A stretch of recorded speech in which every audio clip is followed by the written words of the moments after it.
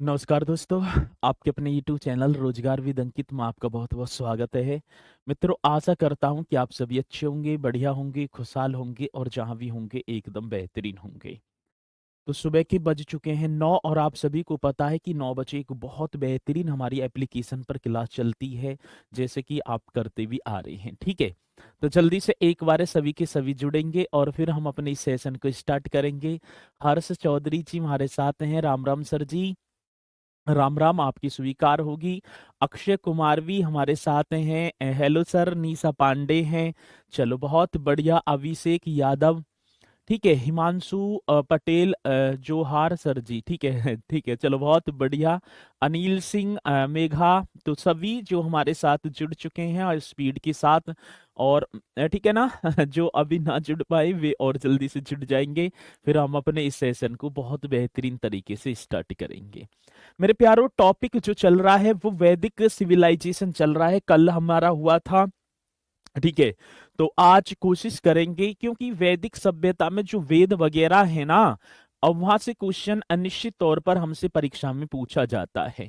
वैदिक सभ्यता समाप्त होती तो कल या परसों बौद्ध धर्म चल जाएगा, फिर जैन धर्म, और फिर महाजनपदों की तरफ हम आपको लेकर चलेंगे और सहज आधुनिक माफी चाहूंगा, प्राचीन भारतीय इतिहास खत्म कर लेंगे। ठीक है ना, वंश वगैरह आएंगे और फिर मध्यकालीन और फिर आधुनिक भारतीय इतिहास।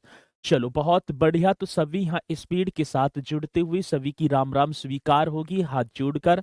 ठीक है, तो अब चलते हैं अपने इस टॉपिक के साथ। मेरे प्यारो, वैदिक सिविलाइजेशन मैंने कराया, ठीक है। ऋग्वेदिक काल चल रहा था। ऋग्वेदिक काल की यदि मैं बात करूं, 1500 बीसी से लेकर 1000 बीसी तक चला, ठीक है ना। और ऋग्वेदिक काल का जो प्राचीनतम ग्रंथ है वो ऋग्वेद ऋग्वेद है। और ऋग्वेद के बारे में मैं यहाँ पर चर्चा कर रहा हूँ। कल मैंने दशराग युद्ध के वर्णन के बारे में बताया कि दशराग युद्ध का जो वर्णन है वो ऋग्वेद के 7वें मंडल में मिलता है, ये सभी को पता होगा। परुशनी रावी नदी के किनारे वो युद्ध हुआ था। अब इसी के साथ आप सभी की सभी हेडिंग डाल देंगे सर जी। हेडिंग डालनी है वर्ण व्यवस्था। कौन सी व्यवस्था की बात होगी, तो यहाँ पर सभी को सब हेडिंग डालना होगा स्पीड के साथ सर, वर्ण व्यवस्था। तो मैं डाल दूंगा कौन सी व्यवस्था की बात होगी, तो इस तरीके से आपको लिख देना है वर्ण व्यवस्था। मित्रों, यदि मैं ऋग्वेदिक काल की बात करूंगा, जो मतलब पहले प्राचीन भारत की बात होगी, तो यदि देखूं मैं तो ऋग्वेद के 10वें मंडल के जो पुरुष सूक्त है उसमें वर्ण व्यवस्था का उल्लेख किया गया है। सर, वर्ण व्यवस्था यदि मैं बात करूंगा तो जो चार जो वर्ण बताए हैं, ब्राह्मण, क्षत्रिय, वैश्य, शूद्र, उनका जो उल्लेख मुझे मिलता है वो जो विराट पुरुष है जिसके द्वारा बताया जाता है कि ब्राह्मण जो है मुख से उत्पन्न बताया है, क्षत्रिय बाहु भुजाओं से, और वैश्य ठीक है ना पेट से, और शूद्र जांघों से उत्पन्न होने की जो बात की गई है वो ऋग्वेद के 10वें मंडल के पुरुष सूक्त में उसका उल्लेख किया गया है। यदि मैं ऋग्वेद की बात करूंगा, ऋग्वेद में जो वर्ण व्यवस्था थी वो जन्म आधारित न होकर कैसी आधारित थी सर जी? कर्म आधारित थी। तो ये सारी चीजें हम जो है एक बार विस्तार पूर्वक, ठीक है ना, करते चलेंगे। और आप जो है, ठीक है ना, लिखते भी नोट भी करते चलेंगे। सभी की प्रणाम यहाँ पर स्वीकार हो ही चुकी है। चलते हैं मेरे प्यारो, ठीक है। ऋग्वेद के 10वें मंडल में वर्ण व्यवस्था की बात तो होगी, तो मैं आपको बताऊंगा सर जी। इस वर्ण व्यवस्था का उल्लेख यदि मैं यहीं लिख दूं, चलो हेडिंग तो डली हुई है और आपको लिख देना है वर्ण व्यवस्था, ठीक है। कौन सी व्यवस्था की बात है सर जी? वर्ण व्यवस्था का उल्लेख किस में मिलता है? तो आपको बताना होगा वर्ण व्यवस्था का जो उल्लेख है सर, ऋग्वेद के कौन से? तो मैंने कराया होगा ऋग्वेद का जो 10वां मंडल है, तो हम लिखेंगे सर ऋग्वेद के 10वें मंडल के कौन से मंडल की बात होगी, तो यहां लिखेंगे 10वें मंडल के पुरुष सूक्त में 10वें मंडल के कौन से सूक्त की बात होगी, तो हम बताएंगे सर जी पुरुष सूक्त में। इस तरीके से आपको छाप देना है, ठीक है ना, पुरुष सूक्त में किसका, तो हम बताएंगे सर ऋग्वेद के 10वें मंडल में वर्ण व्यवस्था की बात होगी।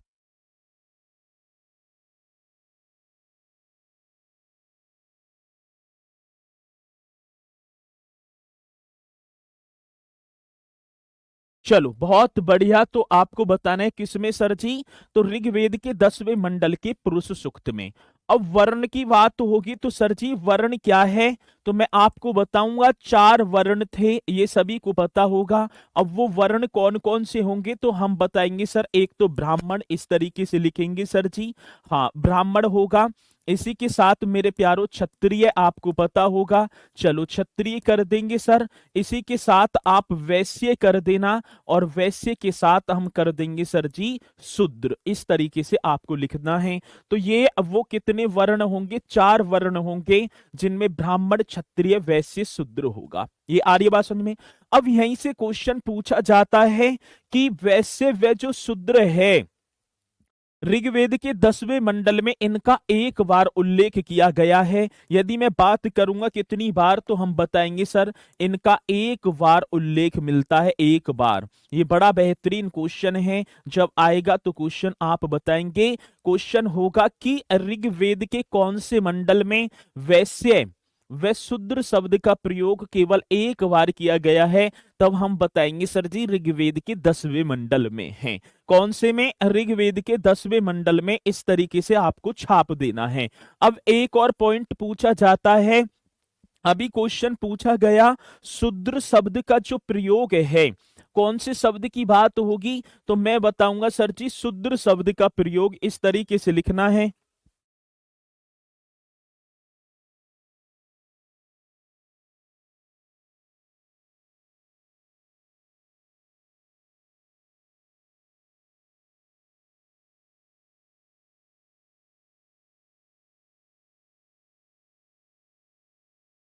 हाँ ठीक है। तो ब्राह्मण, क्षत्रिय, वैश्य और क्या होगा? शूद्र होगा। अभी क्वेश्चन पूछा गया कि शूद्र शब्द का जो प्रयोग है ऋग्वेद के कौन से मंडल में है? 10वें मंडल में। और कौन से सूक्त में है? तो हम बता देंगे पुरुष सूक्त में है। ये शूद्र शब्द हमसे पूछा जाता है, तो इसे भी आप नोट करके लिख देंगे। ऋग्वेद के जो है शूद्र शब्द का जो सर्वप्रथम प्रयोग है ऋग्वेद के 10वें मंडल के पुरुष सूक्त में किया गया है। तो ये आप इस पॉइंट यहां से बना लेंगे। यदि क्वेश्चन मुझसे पूछा जाएगा तो मैं तो निश्चित तौर पर बताऊंगा। तो यहां तक ये पॉइंट आपकी समझ में आया होगा। अब भाई साहब क्वेश्चन आता है, ऋग्वेद में जो वर्ण व्यवस्था है वो जन्म आधारित न होकर कैसी थी सर जी? कर्म आधारित थी। तो हम लिखेंगे ऋग्वेद में, कौन से वेद की बात है मेरे प्यारों? तो मैं बताऊंगा ऋग्वेद में, ठीक है ना। ऋग्वेद में वर्ण व्यवस्था, कौन सी व्यवस्था की बात कह रहे हो सर? तो मैं कह रहा हूं वर्ण व्यवस्था, ठीक है ना।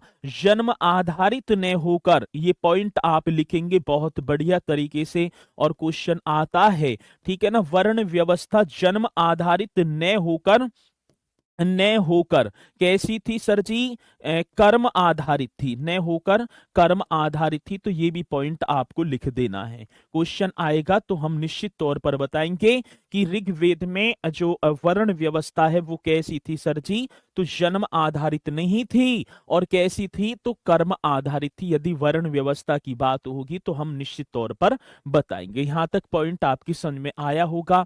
और मैं ठीक है ना, जो है शायद ये पॉइंट आप करेंगे भी, निश्चित तौर पर क्लियर करते चलेंगे। यहां तक क्वेश्चन पूछा जाता है।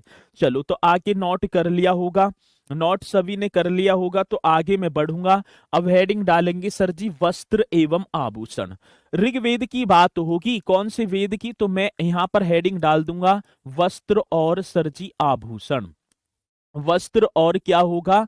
तो हम बताएंगे सर वस्त्र और आभूषण। इस तरीके से आपको हेडिंग डाल देनी है, वस्त्र और आभूषण। चलो जी, वस्त्र और किसकी बात होगी? आभूषण। मेरे प्यारो ऋग्वेद में यदि मैं बात करूं, एक निष्क शब्द आता है, ठीक है। निष्क क्या था? ये कितनी बार जन हमसे पूछा गया है। निष्क यदि मुझसे पूछा जाएगा तो गले में पहने जाने वाला जो आभूषण था उसे निष्क कहते थे। अब एक और क्वेश्चन आता है सर जी, अब जैसे आज वर्तमान में पूछूं हार, हार बनवा दियो मुझे, अब के सैलरी मिले तो, ठीक है ना। और दुनिया भर के हैं गले में पहने जाते हैं, लेकिन उस समय एक निष्क था, निष्क आभूषण।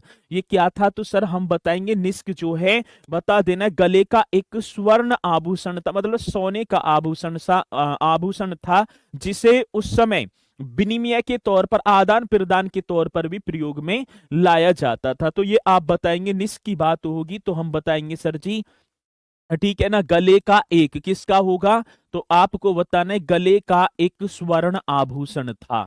एक कैसा, गले का एक स्वर्ण आभूषण, इस तरीके से आपको बताना है। क्वेश्चन बड़ा बेहतरीन होगा। गले का एक स्वर्ण आभूषण, स्वर्ण माने क्या होगा सर जी, सोने का आभूषण था।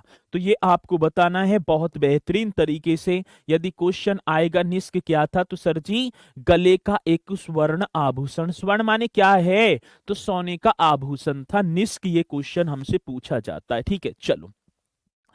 विवाह के समय, आज विवाह हो रहा है सर जी, कोट पैंट पहनेंगे, शेरवानी पहनेंगे, नई नई डिजाइन चल रहे हैं। लेकिन उस समय यदि मैं बात करूं कि विवाह के समय वर द्वारा पहने जाने वाला वस्त्र क्या कहलाता, क्योंकि वस्त्र और आभूषण डले हुए हैं ना, तो बताना कौन पहले बताएगा। सर जी पूछा जाएगा कि विवाह के समय, कौन सी समय की बात होगी मेरे प्यारो, तो मैं बताऊंगा विवाह के समय, विवाह के समय किसके द्वारा, तो आप बताएंगे विवाह के समय वर द्वारा, वर वधु, वर माने दूल्हे राजा, तो विवाह के समय वर द्वारा पहने जाने वाला, वर द्वारा क्या होगा सर, पहने, इस तरीके से लिख देंगे, पहने जाने वाला वस्त्र जो था, पहने जाने वाला वस्त्र क्या कहलाता था, वस्त्र, ये आप ही को बताना है सर, बड़ा बेहतरीन क्वेश्चन है। तो वस्त्र उस समय वायुध, इस तरीके से करेंगे सर जी, वायुध कहलाता था। ठीक है ना, क्या कहलाता था, तो आपको बता देना है वायुध कहलाता था। बड़ा सुंदर सा क्वेश्चन होगा, आएगा कि ऋग्वेद काल में या ऋग्वेदिक काल में विवाह के समय वर द्वारा पहने जाने वाला वस्त्र क्या कहलाता था, वाद्य होगा, वायुध गलत होगा, वाद्यु होगा, ठीक है ना, वाद्यु, ऐसे वाद्यु है, ऐसे होगा, ठीक है ना, वायुध ना होगा, वाद्यो होगा। ठीक है, क्या होगा सर जी, वाद्यो होगा, इस तरीके से लिखना है। तो क्वेश्चन आज है कि ऋग्वेद काल में विवाह के समय वर द्वारा पहने जाने वाला वस्त्र क्या कहलाता था, बाध्यो कहलाता था। ये आपको नोट कर देना है, क्वेश्चन आएगा तो निश्चित तौर पर हम बताएंगे। और ऋग्वेद काल की यदि मैं बात करूंगा मेरे प्यारों, उस समय का प्रमुख वाद्य यंत्र कौन सा था, तो बीणा। ठीक है ना, ये भी आपको बताना है सर जी। यदि क्वेश्चन पूछा जाएगा, क्या क्वेश्चन आएगा, बीणा उस समय का प्रमुख वाद्य यंत्र था, ये भी आप लिख देंगे, ऋग्वेद काल का प्रमुख वाद्य यंत्र बीणा। तो बीणा आपने देखा होगा सरस्वती माता जी के हाथ में। और सबसे प्राचीन वाद्य यंत्र कौन सा है, यदि मैं बात करूं भारत का सबसे प्राचीन वाद्य यंत्र बीणा सरस्वती जी के हाथ में है ना, तो बीणा प्रमुख वाद्य यंत्र था उस समय, ये भी हम बताएंगे प्रमुख वाद्य यंत्र था। यदि क्वेश्चन आएगा आप निश्चित तौर पर बताएंगे, और ऐसा क्वेश्चन मेरे प्यारो आता ही है, आता है तो हम बताएंगे। ठीक है, चलो। यदि मैं एक और बात करूंगा उस समय की, सर करो, आजीवन अविवाहित रहने वाली, मतलब आजीवन, पूरे जीवन भर आजीवन अविवाहित रहने वाली जो महिला या लड़कियों को क्या कहा जाता था, तो उनका नाम भी कई बार हमसे परीक्षा में पूछा जा चुका है। तो मैं बताऊंगा सर, अमाजू कहा जाता था। क्या, अमाजू कर देना, आजीवन अविवाहित रहने वाली कन्याओं को अमाजू कहा जाता था उस समय। ये पॉइंट कई बार पूछे जा चुके हैं। आजीवन अविवाहित, कौन सी विवाहित की बात होगी सर जी, आजीवन अविवाहित रहने वाली कन्याओं को, बड़ा सुंदर सा क्वेश्चन होगा, रहने वाली कन्याओं को इस तरीके से छाप देना है आप सभी को, आजीवन अविवाहित रहने वाली कन्याओं को अमाजू कहा जाता था। सर जी ये आप नोट कर देंगे, अमाजू कहा जाता था, इस तरीके से क्वेश्चन अमाजू कहा जाता था। यदि आएगा तो मैं तो निश्चित तौर पर बताऊंगा, आजीवन अविवाहित रहने वाली कन्याओं को क्या कहा जाता था सर जी, अमाजू कहा जाता था। पॉइंट कंप्लीट होगा है, यहाँ के जिसे तारना है उतार लेना। ठीक है, चलो बहुत बढ़िया, तो सभी नोट करते चलेंगे भाई। ठीक है, अमाजू कहा जाता था। तो चलो ये पॉइंट आपकी समझ में आए होंगे, और इसी के साथ मित्रों आगे मैं अगले पॉइंट पर चलूंगा। एक नाम होगा गायत्री मंत्र। आपने पढ़ा होगा। यदि मैं यहाँ हेडिंग डाल दूं सर जी गायत्री मंत्र, तो हमने खूब पढ़ा है, गायत्री मंत्र का वाचन करेंगे। यदि मैं बात करूं ये गायत्री मंत्र जो है इसका जो उल्लेख है, ये ऋग्वेद के तृतीय मंडल में कई बार क्वेश्चन पूछा जा चुका है। गायत्री मंत्र का उल्लेख किस में मिलता है? तो सर ऋग्वेद का जो तीसरा मंडल है। तो हम बताएंगे गायत्री मंत्र इस तरीके से करना है, ऋग्वेद के कौन से मंडल की बात होगी? तो हम बताएंगे तृतीय मंडल। इस तरीके से आप छापेंगे ऋग्वेद के तृतीय मंडल में। कौन सी मंत्र की बात है सर जी? गायत्री मंत्र की बात है। और जिसके रचयिता की बात होगी, ये भी क्वेश्चन तो पूछा जा चुका है, गायत्री मंत्र के रचयिता कौन है? तो हम बताएंगे सर विश्वामित्र। क्यों ना कर देते आप? कौन से मित्र होंगे? तो सर जी विश्वामित्र। इस तरीके से आपको लिख देना है विश्वामित्र। यदि क्वेश्चन आएगा तो मैं बताऊंगा, निश्चित तौर पर बताऊंगा। गायत्री मंत्र के रचयिता कौन से मंत्र की बात आई है यहाँ पर? गायत्री मंत्र का उल्लेख ऋग्वेद के कौन से मंडल में? ठीक है ना, तो आपको बताना है सर जी ऋग्वेद के तृतीय मंडल में। और जिसकी रचयिता कौन होंगे, बहुत इंपोर्टेंट क्वेश्चन है, तो इसलिए इसे आईएमपी अब ये बता देंगे। आईएमपी का मतलब इंपोर्टेंट कर देना है। ठीक है, चलो आ रही है बात समझ में? सही है सर जी। अब ये वो पॉइंट है जो हमसे बार बार परीक्षा में पूछे जा रहे हैं। आएगा कि ऋग्वेद का नौवा मंडल कैवा मंडल है सर जी? भाई ऋग्वेद में टोटल कितने मंडल हैं? 10। ऋग्वेद का जो नौवा मंडल है वो सोम देवता को समर्पित है। ये भी क्वेश्चन पूछा जाता है कि ऋग्वेद का नौवा मंडल किस देवता को समर्पित है? तो सर जी हम बताएंगे सोम देवता को। क्वेश्चन बड़ा बेहतरीन होगा। और ये भी पॉइंट करना है ऋग्वेद का सर जी, कौन से वेद का? ऋग्वेद का जो नौवा मंडल होगा। इस तरीके से हम लिखेंगे ऋग्वेद का नौवा मंडल। ये बताना है ऋग्वेद का कौन सा नौवा मंडल? सर जी सोम देवता को। इस तरीके से आपको लिख देना है सोम देवता। हम बताएंगे कौन सी देवता की बात होगी सर? सोम देवता को समर्पित है। ये आप ही को बताना है कौन सी देवता की बात है सर जी? सोम देवता को समर्पित है। क्वेश्चन आएगा, निश्चित तौर पर पूछा जाएगा, तो आप बताएंगे। और सोम देवता की बात करूंगा तो इसका 144 बार मेरे प्यारो उल्लेख किया गया। ये भी पूछ लिया जाता है, ठीक है ना, कितनी बार? 144 बार, ठीक है ना, उल्लेख किया गया है। आचे की सोम देवता मेरे प्यारो, सोम देवता का ऋग्वेद में कितनी बार उल्लेख किया गया है? 144 बार, ठीक है ना। ठीक है, तो ये आपको बताना है। तो क्वेश्चन आएगा ऋग्वेद का नौवा मंडल किसको समर्पित है? सोम देवता को। और सोम देवता का कितनी बार उल्लेख? 144 बार। और गायत्री मंत्र की रचयिता मेरे प्यारो, क्वेश्चन आता है विश्वामित्र और गायत्री मंत्र का उल्लेख ऋग्वेद की कौन से मंडल में है? तो तृतीय मंडल आपको बताना है। और यहां पर क्या कर देना है सर जी? 144 बार सोम देवता का उल्लेख किया गया है। ये आ रही है बात समझ में? चलो जी, तो ये जो है पॉइंट आपको नोट कर लेना है, ये सबसे ज्यादा इंपोर्टेंट है। और ये हो गए ऋग्वेद में संबंधित जो भी क्वेश्चन थे। और परीक्षा की दृष्टि से मैं देखूं तो बहुत ही ज्यादा यूजफुल रहने वाले हैं। अब यहाँ एक जो है ये आपने नोट किया होगा। अब चलते हैं आगे। एक शब्द था आर्य, मैंने बताया ये आर्य। अब हेडिंग डाल देना है आर्य कौन थे। इस तरीके से आपको लिख देना है, क्योंकि ये पॉइंट भी पूछे जाते हैं आजकल परीक्षा में। आर्य कौन थे, ठीक है, इस तरीके से बात करेंगे मेरे प्यारो। यदि मैं आर्य की बात करूंगा तो आर्य एक जाति विशेष को या जाति विशेष के समूह को, जो आर्य जो शब्द है ना, आर्य शब्द एक जाति विशेष के शब्द को इंगित करता है। नजर नजर की बात है, नजर नजर का खेल, नजर का जब मेल है नजर नजर से जाम। अच्छा ठीक है, चलो। तो आर्य जो शब्द है एक जाति विशेष को इंगित करता है। अलग अलग विद्वानों के अपने अपने मत हैं। बता रहे हैं कि आर्य उस देश के निवासी थे। कोई कहेगा आर्य तिब्बत से आए हैं, कोई कहेगा आर्य मध्य एशिया से आए हैं, कोई कहीं का आर्यों को बता रहा है, कोई उत्तरी ध्रुव का बता रहा है। चारागाह की तलाश में आर्य खीवर दर्रे को पार करते हुए भारत में आ जाते हैं।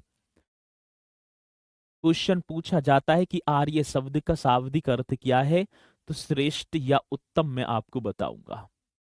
ये आर्य जो शब्द है एक इरी शब्द से निकला हुआ है, जिसका अर्थ होता है विदेशी, या मतलब विदेशी मैं बोलूंगा, ठीक है ना।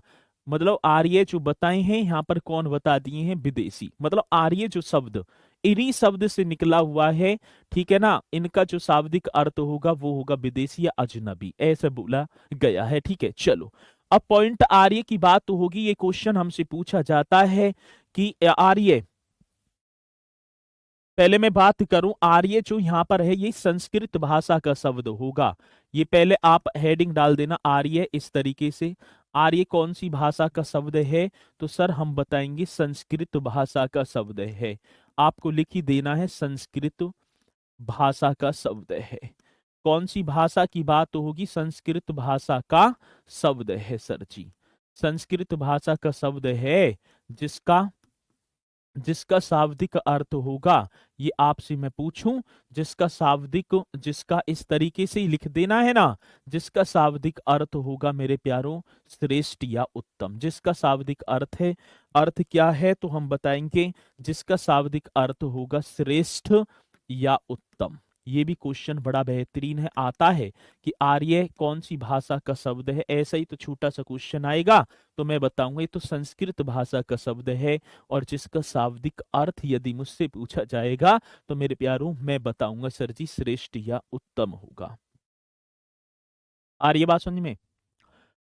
अब क्वेश्चन ये पूछा जाता है, ये तो मैंने बता दिया कि आर्य एरी भाषा संस्कृत की एरी शब्द से निकला है, जिसका शाब्दिक अर्थ होता है क्या, जिसके शाब्दिक अर्थ की यहां पर बात होगी तो मैं बता दूंगा सर जी विदेशी या अजनबी होगा। तो यहाँ अधिकांश जो क्वेश्चन हमसे पूछा जाता है आर्य का शाब्दिक अर्थ क्या है, तो श्रेष्ठ या उत्तम आप बताएंगे। आर्यों की भाषा कई बार पूछी गई कि जो आर्य हैं मेरे प्यारों, इनकी भाषा तो आप बताएंगे सर आर्यों की भाषा तो संस्कृत थी।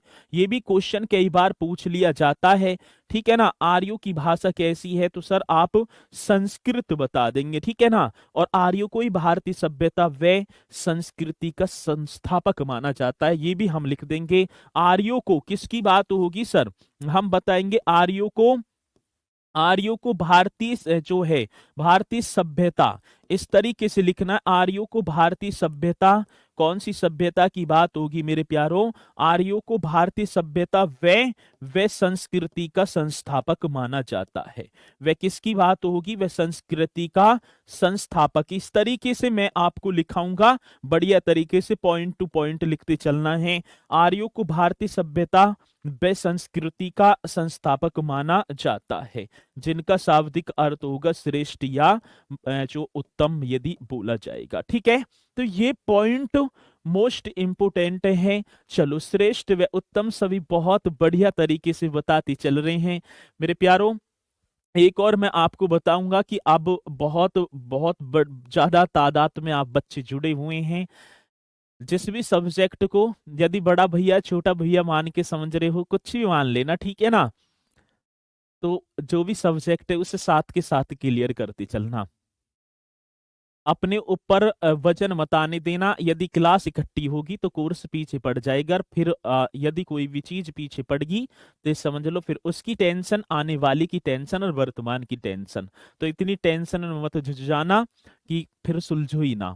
तो इसलिए जो भी क्लास है उसे साथ के साथ कंप्लीट करते चलना। शाम को बैठो तो बस रिवीजन के तौर पर बैठना, मैं तो इतना बताऊंगा, ठीक है। तो ये आप यदि मानोगे तो ठीक है, नहीं तो कोई बात ना है। चलो अब आर्यों के मूल निवास स्थल इस तरीके से बताया गया सर जी। आर्यों के क्या होगा सर, मूल निवास स्थल। मूल निवास की बात तो होगी, आपका भी बनना होगा डोमिसाइल, मूल निवास जिसे मैं बोलूंगा। आर्यों के कौन से स्थल की बात है सर जी, तो हम बताएंगे आर्यों के मूल निवास स्थल।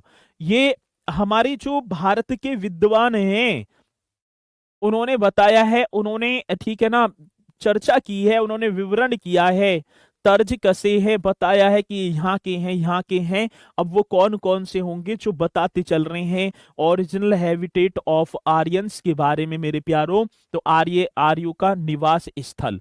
एक नाम आपने सुना होगा, बाल गंगाधर तिलक। कई बार क्वेश्चन पूछा जा चुका है, बाल गंगाधर तिलक सर जी सुना तो है। उन बाल गंगाधर तिलक की बारे में बात कर रहे हो जिन्हें भारतीय अशांति का जनक कहा जाता है। हाँ मेरे प्यारो, इन्होंने आर्कटिक प्रदेश का बताया है। आज की बाल गंगाधर तिलक ने आर्यों को कहाँ का निवासी बताया था? तो आप बताएंगे सर ये तो आर्कटिक प्रदेश। यदि मैं बोलूं तो उत्तरी ध्रुव आप लिख देना कोष्टक में। कौन सी ध्रुव की बात होगी? तो हम बताएंगे उत्तरी ध्रुव। ये क्वेश्चन बड़ा बेहतरीन होगा, आएगा कि बाल गंगाधर तिलक ने, कौन सी तिलक ने? बाल गंगाधर तिलक ने आर्यों को कहाँ का निवासी बताया? तब आपको बताना होगा सर जी वो तो आर्कटिक प्रदेश बता देना। कौन सा? आर्कटिक प्रदेश। इस तरीके से लिख देना है। आर्य बात समझ में? चलो जी, बाल गंगाधर तिलक के बारे में बात होगी। एक नाम था, एक अंग्रेज है, नाम होगा विलियम जोन्स। कौन से जॉन्स की बात होगी? विलियम जॉन्स की बात होगी। क्वेश्चन पूछा जाएगा कि विलियम जॉन्स ने आर्यों को कहां का निवासी बताया है? तो आप बता देंगे सर जी यूरोप का निवासी बता दिया इन्होंने। तो कहां का? कि ये तो यूरोप के निवासी थे जो चारागाह की तलाश में आए हैं, ठीक है ना। और बाल गंगाधर तिलक ने आर्कटिक प्रदेश बोलेंगे तो उत्तरी ध्रुव का बताया है। एक नाम सुना होगा सर जी, स्वामी दयानंद सरस्वती। कौन से हैं? स्वामी दयानंद सरस्वती। दयानंद जिनके बचपन का नाम मूल शंकर था, स्वामी दयानंद सरस्वती कह रहे हैं भैया ये तो तिब्बत के निवासी थे। कहाँ के? तिब्बत के निवासी। स्वामी दयानंद सरस्वती ने तो कह दिया कि ये तो सर जी तिब्बत के निवासी हैं। कहाँ के? तिब्बत के निवासी हैं, ठीक है ना। तो आपको बताना है विलियम जॉन्स यूरोप के बता रहे हैं, स्वामी दयानंद सरस्वती तिब्बत के, बाल गंगाधर तिलक आर्कटिक प्रदेश उत्तरी ध्रुव के बता रहे हैं। और एक नाम था मैक्स मूलर। सुना होगा आपने, कौन सा सर जी? तो मैं यहां पर लिख दूंगा मैक्स मूलर। इस तरीके से लिखना है, मैक्स मूलर। और इन्होंने बताए मध्य एशिया के निवासी थे। और ये बात राइट बनी, ठीक है ना, मध्य एशिया। जो और भी जो है इतिहासकारों ने इस पर जो है, ठीक है ना, खोज वगैरह जो भी की है, रिसर्च, तो बताया जो मैक्स मूलर की बात यहाँ पर सिद्ध भी होती है तो कि ये मध्य एशिया के ही निवासी हैं। आर्य बात समझ में? चलो अच्छा गुरुजी, मैं आपसे यूपी कांस्टेबल में भी पढ़ा हूँ, यूपी जी के गुरुजी आप बहुत अच्छे लगते हो। अच्छा चलो ठीक है, बहुत बढ़िया। तो मैक्स मूलर अब यहाँ भी पढ़ना है। तो ये कहाँ के होंगे? मध्य एशिया के। स्वामी दयानंद सरस्वती कह रहे हैं तिब्बत के, विलियम जॉन्स यूरोप के, और बाल गंगाधर तिलक आर्कटिक प्रदेश उत्तरी ध्रुव के इन्हें बता रहे हैं। तो ये नोट कर लेना है आपको सभी को। एक डॉक्टर संपूर्णानंद है, वे कह रहे हैं ये तो आल्पस पर्वत के जो पूर्वी क्षेत्र है वहां के निवासी हैं, ठीक है ना, डॉक्टर संपूर्णानंद। और आल्पस पर्वत के पूर्व में एक यूरेशिया पर्वत है, वहां से वहां के निवासी हैं। तो आप बता देना यदि डॉक्टर संपूर्णानंद की भी बात होगी तो हम डॉक्टर संपूर्णानंद जी को भी लिखेंगे, ठीक है ना। डॉक्टर संपूर्णानंद क्या कह रहे हैं? तो डॉक्टर मतलब सबके अलग अलग मत हैं। तो आप बता देना है आल्पस पर्वत के पूरब में यूरेशिया के निकट के हैं। कौन से? तो इस तरीके से लिखेंगे, आल्पस जो पर्वत है सर जी, कौन से पर्वत की बात है? आल्पस पर्वत के पूरब में, ठीक है ना, पूरब में, आल्पस पर्वत के पूरब में या आल्पस पर्वत के निकट या पूरब में, ठीक है ना, पूरब में निकट यूरेशिया से। ये आपको बता देना है कहां से सर जी? यूरेशिया से। तो इस तरीके से और भी दुनिया भर के विद्वानों ने, इतिहासकारों ने अपने अपने मत यहां पर प्रकट किए। लेकिन ठीक है ना, तो यदि मैं बात करूंगा भाई, एक चीज मैं आपकी समझ नहीं पा रहा हूं अंकित सिंह गौतम, मुझे बीच में बोलना पड़ता है तो एक बच्चे के ऊपर फिर पूरी क्लास डिस्टर्ब होती है, तो इसके लिए मैं माफी चाहूंगा। कुछ बच्चे इनका आ रहा है कि सर जी मैथ के टीचर समझ में नहीं आ रहे। ऐसी कल देख रहे हो है भाई? शिकल देख के ही जो पढ़ेंगे हम। पसंद ना आ रहे, पसंद का मतलब क्या है? रंग रूप देख रहे हो, क्या देख रहे हो? जो मैथ के टीचर आपके लिए उतारे गए हैं ना, वो एसएससी सीजीएल सेलेक्टेड हैं। कभी वैसी हल्की में ले रहे हो उन्हें। 3 नौकरी उन्होंने छोड़ दी ऊंची पोस्ट की। तो भैया 2-4 दिन में सारी चीजें समझ में आएंगी, ठीक है। चिंता करने की बात नहीं है, सारी चीजें कंप्लीट होंगी। आप क्यों चिंता कर रहे हो? मैं पहले भी बता रहा हूँ, जो अंकित सर ने किसी टीचर को यहाँ पर उतारा है तो कुछ ना कुछ, इतने बड़े भारत में नाम है सर का, और वो यदि किसी भी टीचर को आपके समक्ष लाएंगे तो वैसे ही नहीं लाएंगे भाई साहब। कितने इंटरव्यू होते होंगे, कुछ ना कुछ तो होता होगा, ये आपको पता भी होगा, ठीक है। तो इस तरीके से मत करो यार, तुम सभी के सभी समझदार हो, ठीक है। तो हाँ, सच में ही बता रहा हूँ, सच में गुरुजी सच्ची मच्ची बता रहा हूँ, ठीक है। तो इस तरीके से मत करे करो कोई सा भी। अब कह मत दियो, ठीक है गौतम जी, ने देख लियो फिर, मुझसे बुरा कोई ना होगा। तो यहाँ आ जाओ, ये पॉइंट आपकी जो आर्यों के, यदि मैं मूल निवास स्थल की बात करूंगा तो डॉक्टर संपूर्णानंद ने बताया इन्हें आल्पस पर्वत के पूरब में एक निकट एक यूरेशिया पर्वत पड़ता, यूरेशिया पड़ता है, वहां से है, ठीक है। चलो, ये पॉइंट आपको कर देने हैं। अब इसी के साथ चलूंगा मैं मेरे प्यारो वेदों की तरफ। चलो, किसकी बात होगी? वेद। ये आप करेंगे वेद, इस तरीके से लिख देना है। वेद जो है ना, वेद, वेद शब्द विद धातु से बना है, जिसका शाब्दिक अर्थ होता है ज्ञान। आपको पता भी होगा, मैं पहले ही ऊपर लिख दूंगा। वेद मेरे प्यारो किसकी बात है? वेद इस तरीके से लिखना है, विद धातु। कौन सी धातु की बात है? मतलब धातु शब्द है यहाँ पर, धातु से वेद शब्द विद धातु से बना है, मतलब विद धातु शब्द से। वेद शब्द, शब्द तो लिखा ही ना, वेद विद धातु शब्द से बना है, ऐसे लिख देंगे, शब्द से बना है, ठीक है ना, से बना है मेरे प्यारों, जिसका शाब्दिक अर्थ होता है, कोई बताएगा मुझे क्या होता है? जिसका शाब्दिक अर्थ होता है ज्ञान। जिसका शाब्दिक अर्थ, कई बार क्वेश्चन पूछा जा चुका है, वेद का शाब्दिक अर्थ क्या है? तो जिसका शाब्दिक अर्थ ये बताएंगे सर जी, जिसका शाब्दिक अर्थ होगा ज्ञान। अब ज्ञान जैसे कि आप अर्जित कर ही रहे हैं।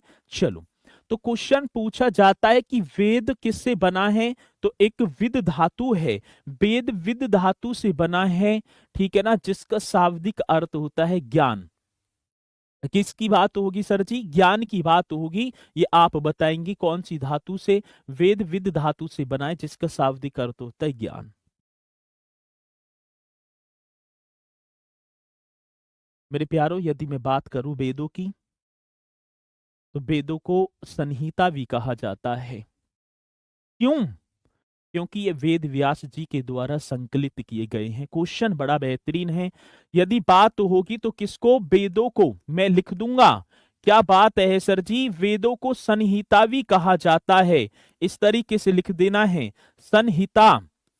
वेदों को संहिता भी कहा जाता है। क्यों कहा जाता है? तो सर आप ही को बताना है। वेदों को संहिता भी कहा जाता है क्योंकि, क्योंकि ये वेद व्यास जी के द्वारा, इस तरीके से लिखना है, क्योंकि ये क्योंकि ये वेद व्यास, कौन से व्यास की बात होगी मेरे प्यारो? तो सर जी वेद व्यास कर देना, क्योंकि ये वेद व्यास द्वारा संकलित किए गए हैं। क्या किए गए हैं? तो हम बताएंगे सर जी, क्योंकि ये वेद व्यास द्वारा संकलित किए गए हैं। बड़ा बेहतरीन क्वेश्चन होगा जब परीक्षा में आएगा। आज की संहिता किसे कहा जाता है? तो आप बताएंगे सर वेदों को कहा जाता है। क्यों? क्योंकि ये सर जी किसके द्वारा? वेद व्यास जी के द्वारा संकलित किए गए हैं। आ रही है बात समझ में? यहां तक पॉइंट आपकी समझ में आया होगा। किसके द्वारा संकलित किए गए हैं? वेद व्यास जी के द्वारा। मेरे प्यारो, यदि मैं बात करूंगा, वेदों को श्रुति भी कहा जाता है। क्यों? क्योंकि शिष्य और गुरु के मतलब शिष्य गुरु के समीप बैठकर जो पठन पाठन करते हैं, जो ज्ञान अर्जित करते हैं, इसलिए इसे श्रुति भी बोला गया है। यदि मैं बात करूंगा वेदों को क्या कहा गया है सर, तो यही पॉइंट लिख देंगे सर, वेदों को वेदों को श्रुति भी कहा गया है। आप सभी को बताना है, श्रुति भी कहा गया है। बड़ा बेहतरीन क्वेश्चन बन जाता है। कहा गया है आ जाए कि श्रुति किसे कहा जाता है, तो जब आपको बताना होगा सर जी वेदों को कहा गया है। किसको? वेदों को कहा गया है। अब एक छोटा सा क्वेश्चन आपको बताना है, मैं आगे चलूंगा, ठीक है ना भाई, यहां तक पॉइंट कंप्लीट होगा क्योंकि वो आएगा ना। वेदों की संख्या, नंबर ऑफ वेद, वेदों की संख्या कौन पहले बताएगा कितने वेद हैं? अब तुम्हारी तरफ मेरा ध्यान होगा, और जिसने भी गलत बता दिया ना भाई साहब, तो मुझसे बुरा कोई ना होगा। वेदों की संख्या आप सभी को बताना है, और मैं आशा करूंगा कि सभी की सभी बताएंगे तो सही।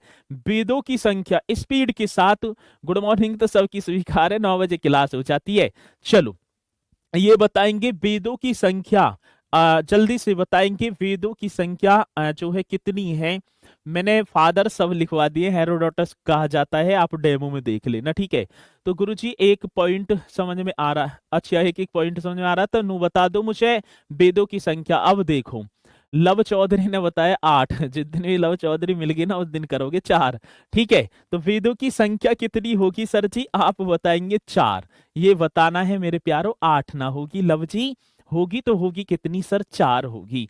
अब एक बार इस तरीके से गोला सा काटेंगे बड़ा सा, चलो जी इसमें एक छोटा सा लिख देंगे और इसे हम लिखेंगे वेद, इस तरीके से, ठीक है। चलो ये आप करेंगे बढ़िया तरीके से, ये होगा वेद।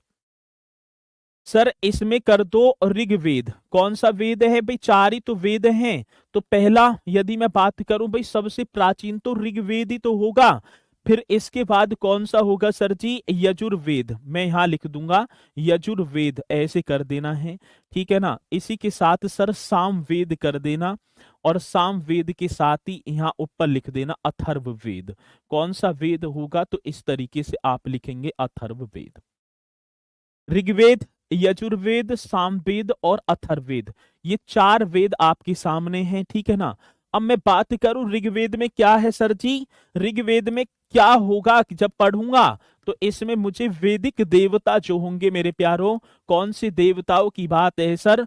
तो वैदिक देवताओं की स्तुति यहां पर मिलती है। वैदिक देवताओं की स्तुति आप यहां पर लिखेंगे स्तुति। आज के ऋग्वेद में किसका उल्लेख है? तो वैदिक देवताओं की स्तुति जो है यहाँ पर की गई है। यजुर्वेद की बात होगी तो यज्ञ के संपादन की जो विधियां हैं, किसके संपादन की? तो सर जी यजुर्वेद में ये लिख देना है यज्ञ के संपादन की। आपको बताना है यज्ञ के संपादन की जो विधियां हैं मेरे प्यारों, कौन से संपादन की बात होगी सर जी? यज्ञ के संपादन की विधियों का उल्लेख जो किया गया है वो यजुर्वेद में किया गया है। कौन से वेद में? यजुर्वेद में। आप इन पॉइंटों को लिख लेना, यदि हम पढ़ेंगे तो यज्ञ हमें यजुर्वेद में मिलेगा, ठीक है ना। चलो अब बात आती है सर जी सामवेद। तो छंदों के गायन की जो विधियां हैं ये आप सामवेद में करेंगे। छंद इस तरीके से लिखेंगे सर जी, छंदों के गायन की विधियां। किसके गायन की बात है? छंदों के गायन की विधियां, इस तरीके से आपको लिख देना है, बहुत बेहतरीन तरीके से गायन की विधियां। और अथर्ववेद की यदि बात मुझसे पूछी जाएगी तो संस्कार व कर्म कांडों का वर्णन अथर्ववेद में किया गया है। तो इस तरीके से लिख देंगे सर जी संस्कार वे जो कर्म कांड हैं, कौन से कांडों की बात होगी सर? कर्म कांडों का वर्णन। इस तरीके से आपको नोट कर देना है। वो किस में मिलता है? तो सर अथर्ववेद में। वैदिक देवताओं की स्तुति मुझे ऋग्वेद में, और जी के यज्ञ के संपादन की विधियां तो ये आप बता देंगे सर जी यजुर्वेद में। सामवेद छंदों के गायन की विधियां, संस्कार व कर्म कांडों का वर्णन आप अथर्ववेद में देखेंगे। ये क्वेश्चन आते हैं, और जब आएंगे तो हम तो सर निश्चित तौर पर बताएंगे भी, ठीक है। तो ये पॉइंट आप नोट करेंगे बढ़िया तरीके से, ठीक है ना। आता है क्वेश्चन मेरे प्यारो, यदि मैं बात करूंगा ऋग्वेद, यजुर्वेद और सामवेद को, इन तीनों वेदों को वेद त्रयी भी कहा जाता है। ये क्वेश्चन बड़ा बेहतरीन है। तो इसी के साथ मैं अगले पॉइंट की तरफ चलूंगा। तो आप लिखेंगे सर ऋग्वेद। कौन सा वेद है? ऋग्वेद होगा यजुर्वेद, इस तरीके से लिखना है। कौन सा? यजुर्वेद। वे वे कौन सा वेद है? एक होगा सर जी सामवेद, इस तरीके से लिखेंगे, ठीक है। ऋग्वेद, यजुर्वेद व सामवेद को सामवेद को क्या कहा जाता है सर? वेद त्रयी भी कहा जाता है। ये क्वेश्चन बड़ा बेहतरीन है। वेद त्रयी इस तरीके से लिखेंगे, वेद त्रयी भी कहा जाता है। ऋग्वेद, यजुर्वेद व सामवेद को वेद त्रयी कहा जाता है। क्या कहा जाता है? तो हम बताएंगे सर, वेद त्रयी कहा जाता है। मोस्ट इंपोर्टेंट क्वेश्चन आपके सामने होगा और मैं आशा करूंगा कि आप बताएंगे कि वेद त्रयी किन वेदों को कहा जाता है। तो सर ऋग्वेद, यजुर्वेद, सामवेद इस तरीके से, ठीक है ना। चलो जी, तो ये आते हैं, आएंगे तो हम बताएंगे बढ़िया तरीके से। पॉइंट आप करना है और इसी के साथ हेडिंग डालना है। ऋग्वेद तो मैंने करा दिया, अब दूसरा वेद कराना है सर जी। दूसरे वेद का नाम होगा सामवेद। इस तरीके से लिखेंगे, सामवेद। दूसरा वेद आप लिखेंगे बढ़िया तरीके से, हेडिंग डाल देंगे सर सामवेद। साम का जो अर्थ होता है वो होता है गायन। आपको पता भी होगा, साम मैंने बताया है, ठीक है ना। वो सामवेद जिसे भारतीय संगीत का मेरे प्यारों जनक कहा जाता है। और जो स्वर के जो सेवन संगीत है, सारे गामा पधनिसा का उल्लेख भी किस में मिलता है? मुझे सामवेद में मिलता है। तो हम बताएंगे क्या सर जी? साम पहले लिखेंगे, साम का जो अर्थ है होगा वो होगा गान से, ठीक है। तो ये क्वेश्चन पूछा जाता है, साम का अर्थ इस तरीके से लिखना है सर। साम के अर्थ की बात होगी तो साम का जो अर्थ है वो किससे होगा मेरे प्यारो? हम बताएंगे सर जी, गान, जो गायन होता है। साम का अर्थ किससे है? गान, आप बताएंगे। और साम वेद से ही सर्वप्रथम, ठीक है ना, साम वेद से नोट कर देंगे। कौन से वेद से मेरे प्यारो? साम वेद से ही सर्वप्रथम 7 स्वरों, इस तरीके से लिखेंगे। साम वेद से कौन से वेद की बात है सर? साम वेद से सर्वप्रथम कौन सा प्रथम होगा? तो हम बताएंगे साम वेद से सर्वप्रथम 7 स्वर, 7 स्वर जो होंगे ना, 7 स्वरों। अब 7 स्वर कौन से हैं सर जी? सा, रे, गा, मा, ठीक है ना। मतलब इस तरीके से की जानकारी मिलती है, सारे गामा की जो है की जानकारी मिलती है। ये क्वेश्चन बड़ा बेहतरीन होगा और जब आएगा तो आपको बताना होगा, स्पीड के साथ बताएंगे। सर जी क्या क्वेश्चन है? तो मेरे प्यारो क्वेश्चन तो ये होगा कि सामवेद से सर्वप्रथम 7 स्वर, कितने? 7 स्वर, स्वर, ठीक है ना। हाँ, गायन होगा सामवेद का। हाँ, तो गायन मतलब गान माने गाना, ये गायन एक ही तो बात है। संगीत यदि मैं बोल दूंगा, संगीत बता देंगे, बात एक ही है। चलो जी, तो सामवेद से सर्वप्रथम 7 स्वरों सारे गामा पादा निसा की जानकारी मुझे मिलती है। यदि क्वेश्चन आए, ठीक है, तो आएगा तो क्वेश्चन ये पूछा जाता है निश्चित तौर पर, और जब पूछा जाएगा तो आप बताएंगे भी, ठीक है। चलो, अब इसी के साथ तो होगा अगला नेक्स्ट क्वेश्चन। पूछा जाता है कि भारतीय संगीत का जनक किसे कहा जाता है? तो आप बताएंगे सामवेद को। कौन से संगीत की बात है मेरे प्यारो? तो मैं आपको बताऊंगा, भारतीय जो संगीत है, भारतीय संगीत का जनक, जनक किसे कहा जाता है? तो सर आप सामवेद क्यों ना लगा देते? कौन सा वेद होगा सर जी? सामवेद होगा। भारतीय संगीत, हाँ, तो भारतीय संगीत का मेरे लाडलो आप बता देना, ठीक है ना। तो आप बताएंगे क्या? सामवेद, भारतीय संगीत का जनक सामवेद को कहा जाता है। और इसका उपवेद बड़ा बेहतरीन क्वेश्चन होगा, क्योंकि चारों के उपवेद होंगे। उपवेद इस तरीके से लिखना है। किसकी बात है सर? सामवेद का उपवेद यदि मुझसे पूछा जाएगा तो मैं तो गंधर्व वेद लिखा दूंगा। क्या? तो हम बताएंगे सर गंधर्व वेद, इस तरीके से कर देना है। सामवेद का उपवेद क्या होगा मेरे प्यारो? गंधर्व वेद होगा। और सामवेद का ऋत्विक कौन होता है? उद्गाता, ठीक है ना। यदि मैं, चलो यहां लिख दो ऐसे, सामवेद का बड़ा बेहतरीन क्वेश्चन है ये भी। सामवेद का क्या है मेरे प्यारो? ऋत्विक, ऐसे बताएंगे। तो ये कौन होगा? उद्गाता होगा। कौन सा सर जी? उद्गाता, इस तरीके से लिखना है। ये ऋत्विक का मतलब क्या होता है? जिसका कार्य ऋचाओं का सस्वरगान करना है। मतलब उद्गाता किसे बोलेंगे? जिसका कार्य, यहां नोट करके लिख देंगे, जिसका जो कार्य है, ये कर देना, जिसका कार्य ऋचा जो होती हैं, ऋचाओं का क्या होगा सर जी? ऋचाओं का से स्वरगान करना, से स्वरगान करना, इस तरीके से जिसका कार्य ऋचाओं का से स्वरगान करना है। तो सामवेद का ऋत्विक उद्गाता, मतलब कि उद्गाता ऋत्विक उसे बोलेंगे जो ऋचा जो पढ़ता है, जैसे इस श्लोक में बोलूं, सुक्त बोलूं, उन्हें पढ़ने वाले को उद्गाता यहाँ पर बोला गया है। और क्या मतलब कि सेश्वरगान करना इनका शाब्दिक अर्थ होता है, यदि क्वेश्चन पूछा जाएगा। तो आचे की साम का अर्थ क्या है सर जी? गायन। साम वेद में सर्वप्रथम कितने स्वरों का? 7 स्वरों की जानकारी मिलती है। भारतीय संगीत का जनक सामवेद को, सामवेद का उपवेद गंधर्व वेद, और सामवेद का ऋत्विक क्या कहलाता है? उद्गाता कहलाता है। तो जहां तक ये पॉइंट आपकी समझ में आए होंगे, और मैं कोशिश करूंगा कि भाई सब यहीं साथ के साथ आपके याद होते चलेंगे। ये पॉइंट आपने किए, इसी के साथ आगे चल रहा हूं भाई, मैं अब आगे बढ़ रहा हूं। अब मैं बढ़ ही रहा हूं, ठीक है ना? तीसरा आप करेंगे सर जी। चलो जी सर जी, आप सच्ची में बहुत अच्छे पढ़ाते हैं, लव यू। आज पता चली तुम्हें। चलो ठीक है, मजाक है। ठीक, तीसरा, दिल पे मत लियो कोई हिसाब भी, और दिल पे लो तो मुझे दे दिया हूँ। यजुर्वेद, इसी के साथ कौन सा वेद होगा सर? आप बताएंगे यजुर्वेद। भाई तीसरे वेद की तरफ चलेंगे, और तीसरा वेद होगा यजुर्वेद। मेरे प्यारो, यजु का शाब्दिक अर्थ होता है यज्ञ करना। इसका यजु यदि मैं बात करूं सर किसकी बात है, तो हम बताएंगे यजु, ऐसे लिखेंगे ना। यजु का शाब्दिक अर्थ होगा मेरे प्यारो, यदि मैं शाब्दिक अर्थ की बात करूं, यजु का शाब्दिक अर्थ तो आप लिखेंगे यज्ञ कर देना सर जी। क्या? यज्ञ कर देना। बड़ा बेहतरीन क्वेश्चन होगा। इसका यजु का शाब्दिक अर्थ क्या होगा? यज्ञ। यज्ञ की विधियों का जो इसमें प्रतिपादन किया गया है, यज्ञ।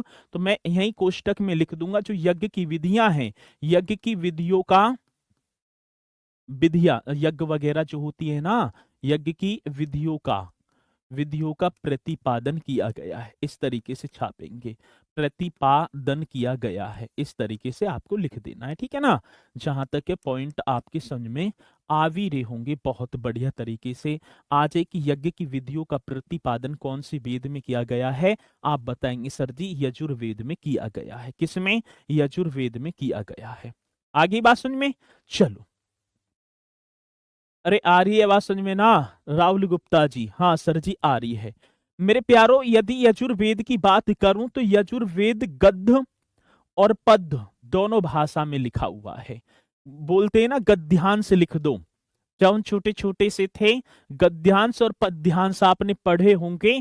तो ये जो वेद है दोनों, इसमें गद्य और पद्य दोनों में लिखा गया है, ये भी लिख देंगे यजुर्वेद। मेरे प्यारो, बड़ा बेहतरीन क्वेश्चन होगा जब आएगा यजुर्वेद गद्य व, गद्य व पद्य दोनों में लिखा गया है।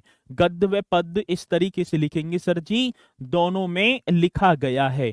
दोनों में क्या किया गया है? लिखा गया है मेरे प्यारो, ये आपको बताना है, गद्य व पद्य दोनों में लिखा गया है।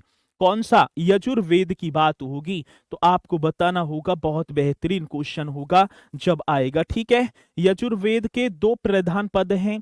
एक कृष्ण, नाम सुना होगा, मतलब कि कृष्ण यजुर्वेद बोल देंगे, और दूसरा शुक्ल यजुर्वेद। इसके 2 प्रधान पद भी होंगे, मैं यहां लिख दूं 2 प्रधान पद, ठीक है ना? यजुर्वेद के कितने प्रधान पद हैं? 2 प्रधान पद होंगे। एक का नाम होगा सर जी कृष्ण, ठीक है ना? कृष्ण। और एक का नाम होगा जो है शुक्ल। कृष्ण यजुर्वेद, इस तरीके से इसके 2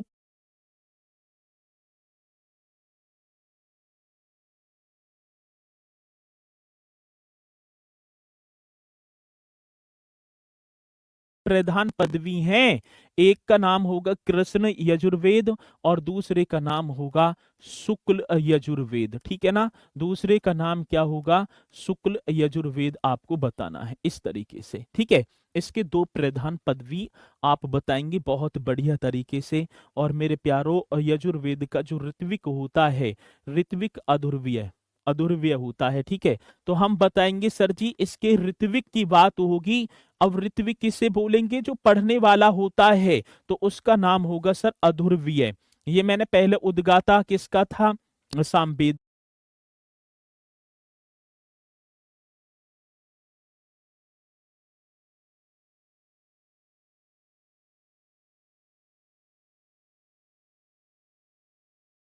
का, तो इसका नाम क्या होगा?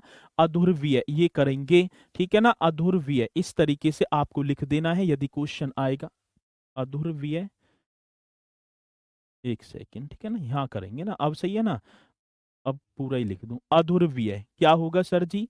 अधुर्वीय, ये करना है। ऋत्विक, जो ऋचा वगैरह कोई पढ़ता है, ठीक है ना, ये आपको कर देना है। और उपवेद,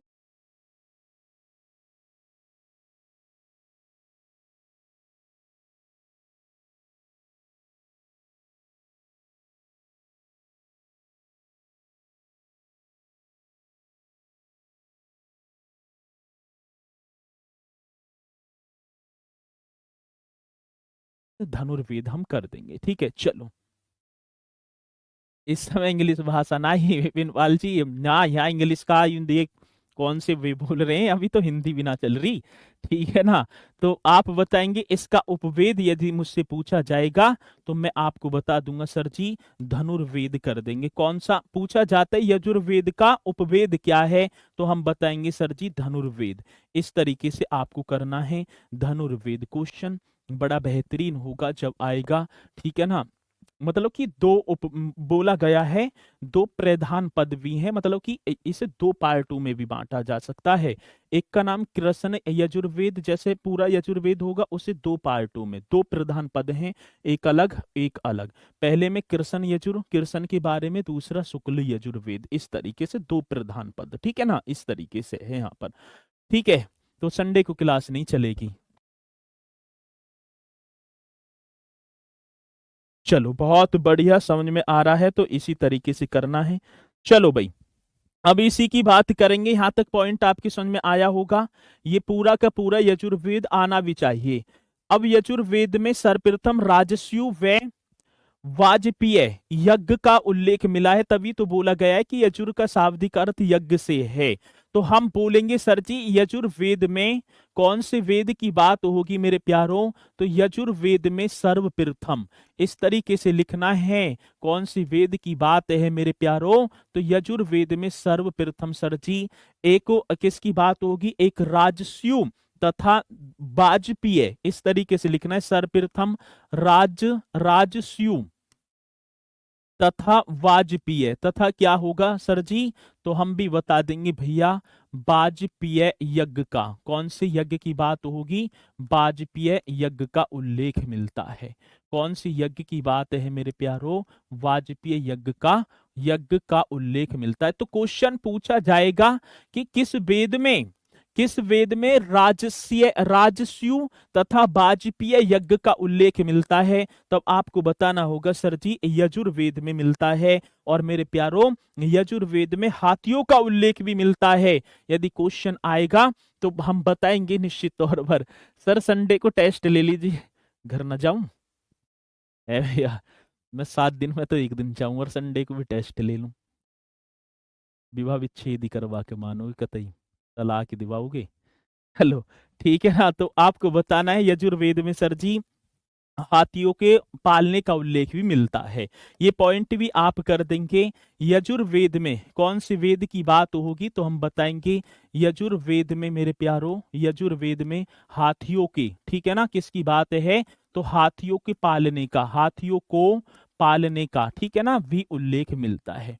पालने का भी उल्लेख मिलता है, भी उल्लेख मिलता है, ये हम बताएंगे, उल्लेख मिलता है, सही है। तो ये होगा आपका यजुर्वेद। अब इसी के साथ आएगा सर जी आपका अथर्ववेद। कौन सा, तो चौथा वेद मैं आपको बताऊं, चौथा वेद आप पढ़ेंगे सर जी अथर्ववेद। कौन सा वेद होगा, तो हम बताएंगे चौथा वेद अथर्ववेद होगा, ठीक है ना। चलो, और अथर्ववेद करेंगे सर जी हम कल, ठीक है। टेस्ट भी कराऊंगा टॉपिक समाप्त होने के बाद, ठीक है। तो टेस्ट भी कराऊंगा, चिंता करने की जरूरत नहीं है, सारी चीज होंगी, ठीक है। तो बहुत बढ़िया तरीके से चलेंगे। आ, ले पाए, ठीक है। बैलेंस नहीं था फोन में, ठीक है, तो भैया बैलेंस भी डलवाएंगे। जब आप हम पे हंस तो बैलेंस भी डलवाए करेंगे। तो बहुत बढ़िया, आपने जो है बड़ी सुंदरता के साथ ये टॉपिक किया है।